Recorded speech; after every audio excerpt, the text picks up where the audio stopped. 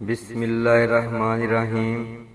السلام علیکم پیارے دوستو، ابلیس جنات میں سے ہے اور ان میں سے بعض اس کے ساتھی شیاطین جنات ہیں، جبکہ ان میں سے بہت سارے اللہ کے نیک عبادت گزار مسلمان جنات بھی ہیں۔ انسان کو اللہ نے وہ بینائی عطا نہیں کی کہ جس سے کوئی بھی انسان جنات کو براہ راست دیکھ سکے۔ یہی وجہ ہے کہ ان میں سے بعض شیاطین ہمارے ارد گرد ہمارے دل و دماغ میں وسوسہ ڈالنے کے لیے موجود رہتے ہیں، مگر ہماری آنکھ ان کو نہیں دیکھ سکتی۔ لیکن انبیاء علیہ السلام اللہ کے خاص بندے ہوتے ہیں۔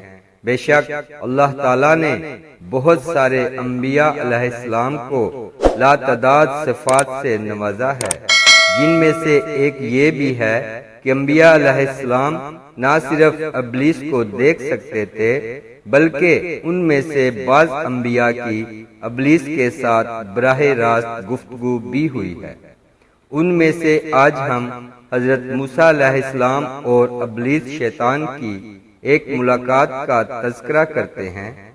ایک دن شیطان حضرت موسیٰ علیہ السلام کے پاس آیا۔ آپ نے اس سے دریافت فرمایا، بھلا یہ تو بتاؤ وہ کون سا کام ہے جس کے کرنے سے تو انسان پر غالب آ جاتا ہے؟ تو اس نے جواب دیا کہ جب آدمی اپنی ذات کو بہتر سمجھتا ہے اور اپنے عمل کو بہت کچھ خیال کرتا ہے اور اپنے گناہوں کو بھول جاتا ہے۔ یہ سن کر حضرت موسیٰ علیہ السلام حیران ہوئے، لیکن پھر ایک دم ابلیس نے کہا، اے موسیٰ، میں آپ کو نصیحت کرتا ہوں، اگر آپ کو میرے شر سے بچنا ہے تو 3 موقعوں پر آپ کو محتاط رہنا چاہیے۔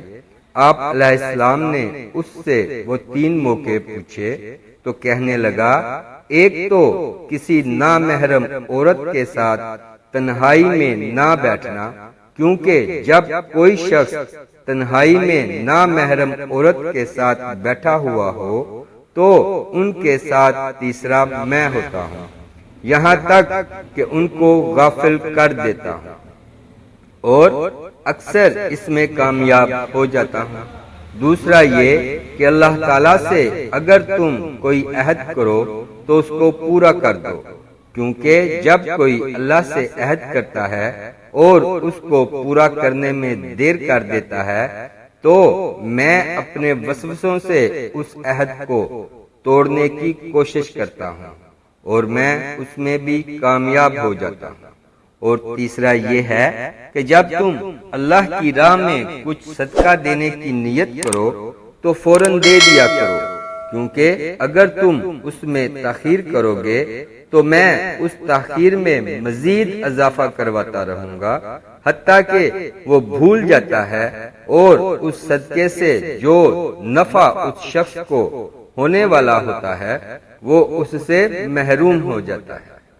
اس لیے ان 3 باتوں پر عمل کرو، کیونکہ یہ کامیابی کا زینہ ہے۔ یہ کہہ کر شیطان ابلیس ایک دم کھڑا ہو گیا اور اپنا سر پکڑ کر 3 بار کہا، ہائے افسوس، ہائے افسوس، ہائے افسوس، یہ میں نے کیا کر دیا؟ میں نے اپنے راز کی باتیں موسیٰ سے کہہ دیں۔ پھر کہنے لگا، اے موسیٰ، میں نے آپ کو وہ باتیں بتا دی جو مجھے نہیں بتانی چاہیے تھیں، کیونکہ آپ تو اللہ کے نبی ہو اور اب آپ یہ ساری باتیں لوگوں کو پہنچا دو گے۔ اس طرح ان پر عمل کر کے ساری دنیا اپنے آپ کو بچا لے گی۔ یہ کہتے ہوئے وہاں سے چلا گیا۔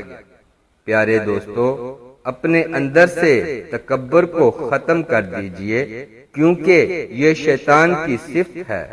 تکبر کرنے والا انسان دوسروں کو حقیر سمجھتا ہے اور ہمیشہ گھاٹے میں رہتا ہے۔ دین کی بات کو پھیلانا اور دوسروں تک پہنچانا بھی ایک صدقہ جاریہ ہے۔ اگر ویڈیو پسند آئی ہو تو لائک کر دیں اور اپنے دوست احباب کے ساتھ شیئر ضرور کریں۔